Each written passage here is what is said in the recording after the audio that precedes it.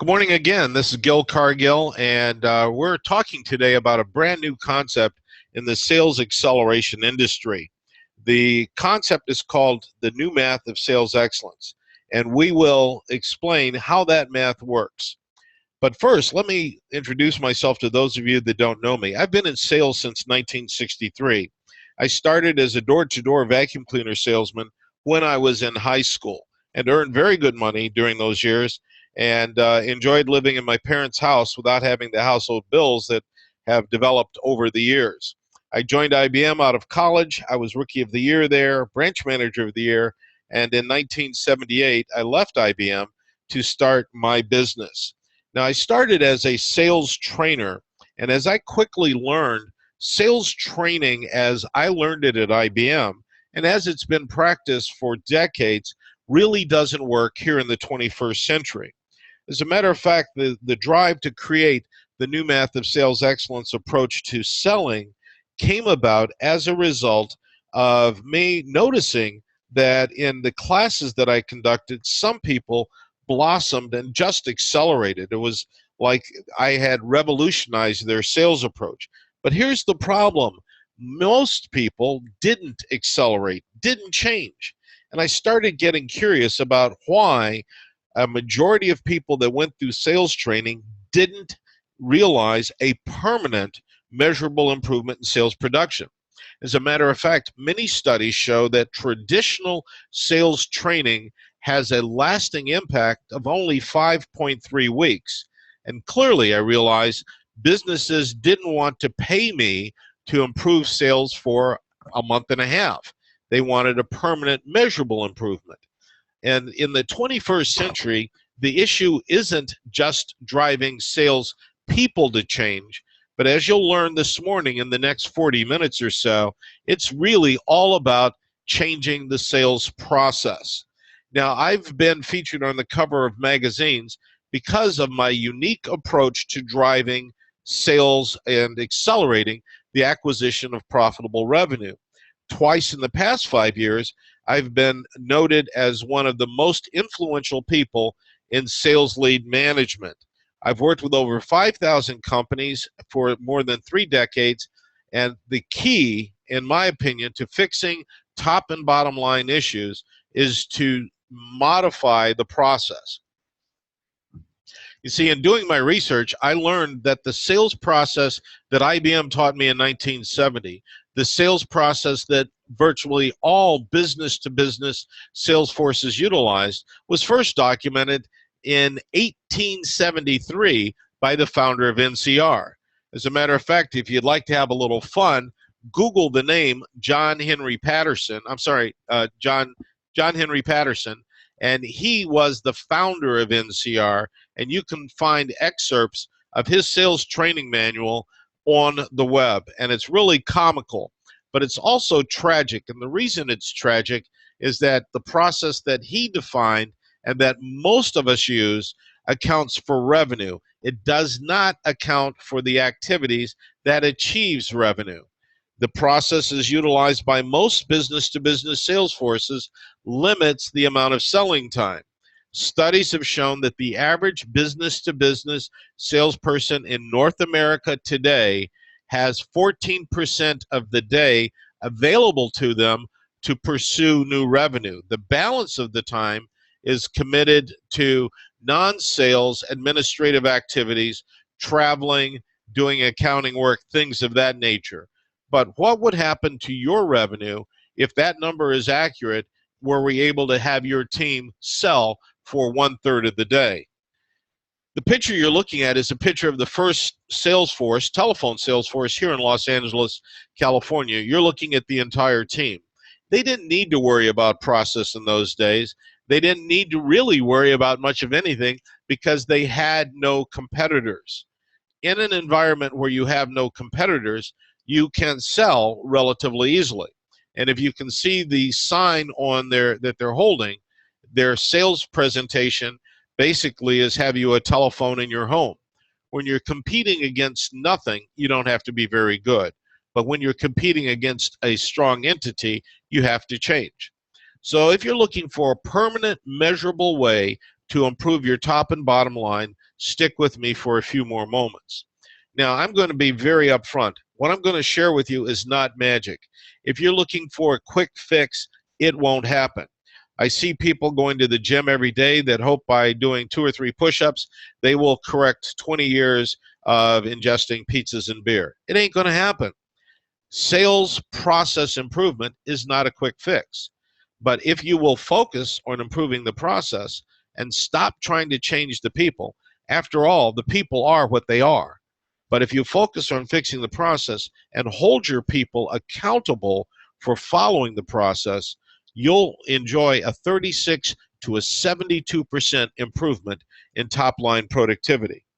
When you become part of our organization as a client, we have prefabricated documents and templates to help you implement these ideas very quickly and easily. Now, another part of my discovery was the realization that as of today, there are only 18 universities in North America that offer a diploma in sales and/or sales management. So de facto, our salespeople and the entrepreneurs that run the businesses that they work for are trying to figure it out on the fly. Literally, you're trying to tread water while you build the boat. And that works until someone hands you an anvil. Suddenly, it's how long can you hold your breath? So our realization is our universities don't prepare young people to be either proficient salespeople nor proficient sales managers. Traditional sales training, as practiced by myself 30 plus years ago, has evolved into a $6+ billion industry. But here's the bad news, folks. Last year, sales effectiveness went down, even though $6 billion was spent. So clearly, traditional sales training does not address the core problem. Part of the problem is that the average man or woman in sales today spends less than 10 days in their career learning how to be more proficient, how to sell more. Most sales forces absolutely dislike the concept of role playing, so they don't do it. These sales forces get very little or no coaching, and they have no playbooks. In other words, there's no manual that says, here's how to sell our product and our service to our marketplace. And here's the real concern, and if you get nothing else out of this morning's presentation, please write this down. Lagging indicators are the standard for most companies. In other words, indicators like how much revenue did we get last week? How many new accounts did we close last quarter? Those are lagging indicators, and they tell you where you've been. They don't tell you where you're going. And also, I'd like to make sure that your team avoids non-sales tasks. Now, some facts about selling in this century. According to the Sales Lead Management Association, when a prospect says not now, that literally means that half of them, more than half, will convert and become customers in 6 to 18 months. 87% of business-to-business created leads are abandoned prematurely. Dartnell did a study that showed that 90% of salespeople abandon the pursuit of a new account, new opportunity, after the 4th attempt to bring that account around.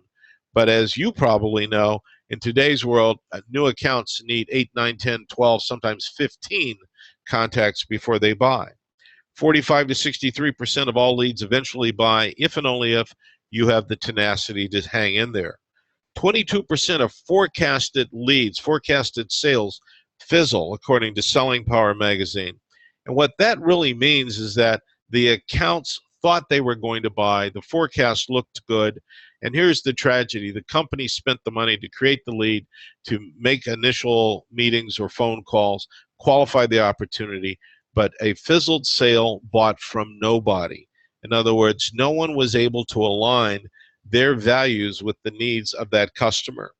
84% of the decision to buy is pre-made today based on studies published on internet marketing. The customer goes to the web and they make most of the decision before they meet you. So our teams need to be tenacious in the pursuit of opportunities, but most salespeople can't afford the time to go forward and have that level of tenacity. Here's the missing link, and it's amazing how many companies have discarded the job called sales assistant. These administrative men and women reduce the amount of non-sales administrative work needed by salespeople. The concept was that computers would replace administrative assistants. It hasn't worked so far, and we've been trying to do that since the early 1980s. In fact, the misconception is that sales assistants will increase your cost, whereas they actually, properly deployed, will increase the amount of selling time available to the sales force, and that will increase the opportunities to generate more revenue. Because these assistants are missing, salespeople are forced to multitask at an unprecedented rate and level. And tragically, the DNA that makes one a good salesperson conflicts dramatically with the DNA needed to be a good administrator. This, in turn, increases the potential for errors, and it causes salespeople to lose time and become reactive. We've tried to implement magic cures. Again, there is no magic with technology, and more often, the technology implementations have turned into boondoggles. Some studies show that some of the most popular CRM systems are accepted by only 10% of the salespeople that use it. 90% reject utilizing the CRM system. More often than not, management fails to tell the salespeople what's in it for them when they say we have technology. The biggest problem that I've personally observed is training is done haphazardly, and the assumption made by management is that salespeople will embrace these tools, and it actually, in most cases, increases the workload. So the old school tactics still prevail. We're asking salespeople to prospect and sell simultaneously, and you can't do that. Because of that, our consideration rate is far too low. Consideration rate reflects the percent of desirable decisions that embrace you. Our sales teams operate with very small databases, therefore the marketing footprint's too small. We still embrace the Lone Ranger strategy. Go get them, Bubba or Bubette. It essentially is what the manager, aka cheerleader, says, and too many companies have a sales prevention department. Overall, I believe sales is still a numbers game, but the numbers have changed. The old school focused on quantity of activity. New school, we have to focus on quantity and quality. You can't have quantity without quality. In other words, people could make 1 million calls a day, but if there's no content, if there's no follow-through, it's a waste of time. So your process must account for those. Now, this is a study that was done by the Dartnell Sales Institute, and they found that 90% of salespeople abandon their effort to get a new account after only 4 attempts. They also found during that same study that the average customer isn't ready to buy until he or she has encountered 8, 9, or 10 attempts. So that productivity gap can be closed by just becoming more tenacious. That's why the people that I affectionately nickname the tenacious 10% stay in there, hang in there until the customers buy. Now, at the same time that we're trying to change the process, you have to recognize that the buying process has changed. And if nothing else, this is why it's so important for us to embrace the new math of sales excellence. Customers or prospects, individuals, receive 3,000 marketing touches every day, according to Seth Godin, the author of a book called, that is the premier marketing book that was published by Yahoo. The customers take 17 calls every day. They meet with 4.8 salespeople weekly. They're very insecure, and unlike any time in my career, they are avoiding risk. And risk frequently is spelled change. They won't answer the phones, they resent old-fashioned prospecting, and they don't want to be treated like a target. The buying process has been changed because of the influence of the internet, cell phones, and I can go through the litany. If you've been selling for more than 20 years, I guarantee you've noticed a huge change in the way decisions are made, in the availability of decision makers to meet with you, the willingness of decision makers to embrace change in any form or fashion. It all comes down to selling's more difficult today because gaining access is more difficult.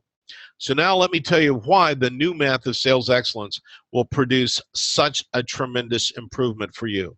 Given that everything I said is not going to change dramatically, but what would happen if, in terms of the buying process, but what would happen if you changed your selling process to create an environment where you tripled the number of first meetings, where you doubled the number of quotes, where you quadrupled the number of possible business decision makers that have a relationship with you.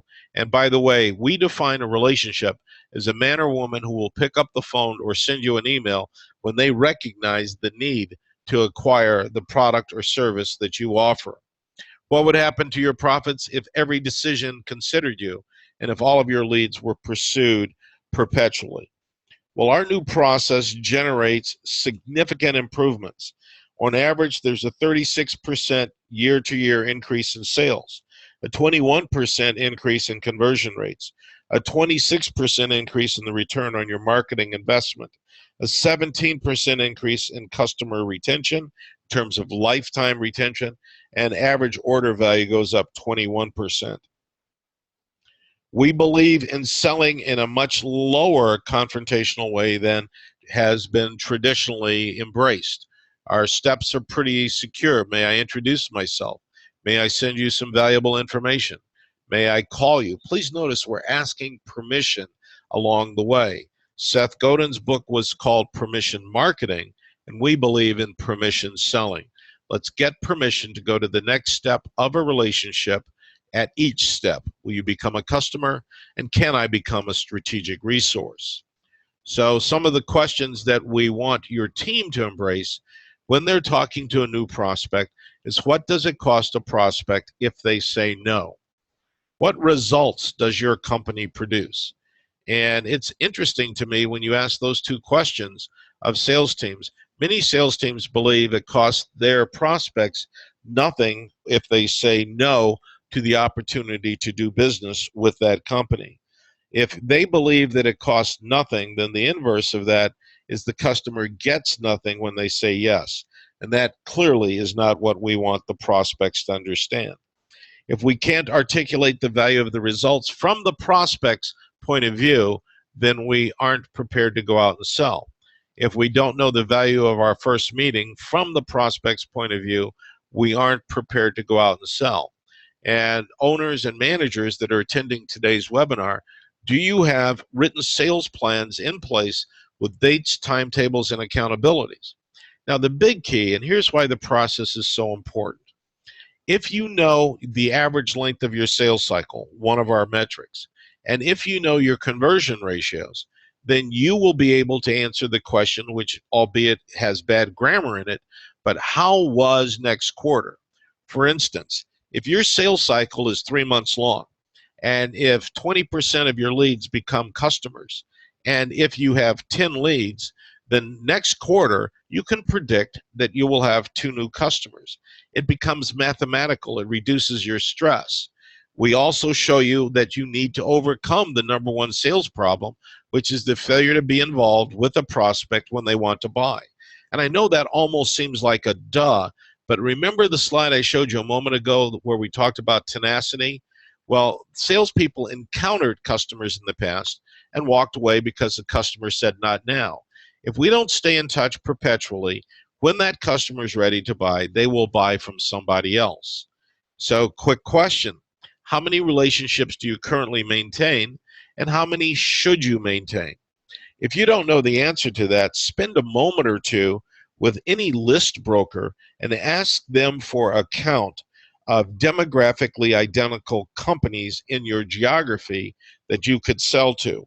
Once you know that count, compare that to the number of names that are in your database. And while you're looking at your database, make sure that every name has a scheduled next step, a scheduled next event. And what we're getting at is the answer to the last question here.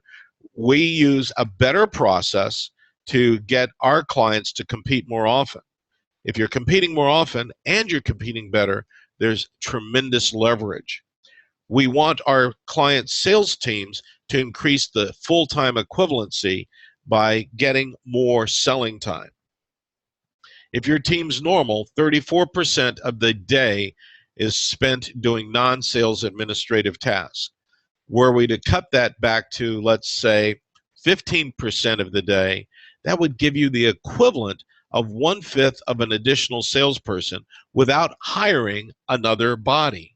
And I think you could agree that would be a tremendous benefit. And just 10 minutes a day, for instance, will help you create the equivalent of one additional selling month per calendar year. Let's treat 8 to 5 as sacred sales time, and let's follow my rule, which is salespeople should sell and everyone else should do everything else. Make sure that your processes are generating enough leads so that your funnel at all times has 3 times your annual growth goal.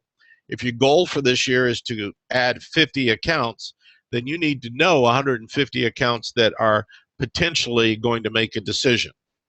So this is what I've been talking about all along. The formula for your sales success, the new metrics as we're sharing them with you, is all about having the opportunity to share in these metrics. So the first metric that I want to talk about is the number of first meetings. If you multiply the number of first meetings times the dollars per transaction or per deal times the conversion percentage, and then divide that sum by the length of your sales cycle, and then multiply that times the full-time equivalency, the math literally calculates out your maximum revenue producing capability. So it's pretty simple math, but these 5 metrics, first meetings, dollars per transaction, conversion ratio, length of the sales cycle, and full-time equivalent, are the metrics that we focus on in the new math of sales excellence. So we want to make sure that you drive that. What those metrics do is they create leverage. And if you recall high school physics, when you utilize effort against a lever that is balanced on a fulcrum, there's a multiplication effect where a little bit of effort can produce a large amount of result. That's what our philosophy is all about. Let's apply the leverage concept to your process by increasing the number of first meetings. These are first meetings by phone or face-to-face with decision makers who could influence your transactions. Let's increase our dollars per transaction. Let's increase our closing ratios, conversion ratios. Let's decrease the length of the sales cycle and increase the amount of available selling time. If you can improve each of those by only 10%, you will have a staggering 72% increase in the maximum revenue producing capability of your existing team. 72%. So can you get 10% more first meetings? Can you charge 10% more per transaction? Can you close 10% more than you're currently closing? Can you shorten your sales cycle by 10%? Can you increase the amount of selling time by 10%? If the answer to those is yes, then you're on your way to that 72% increase. You see, our philosophy is let's not try to hit home runs. Let's move one or all of those levers a little bit, and that is in the mathematic aggregation will produce the 72% increase. So just as a quick review, number of first meetings would be the impact on your consideration rate. Lead flow can do that.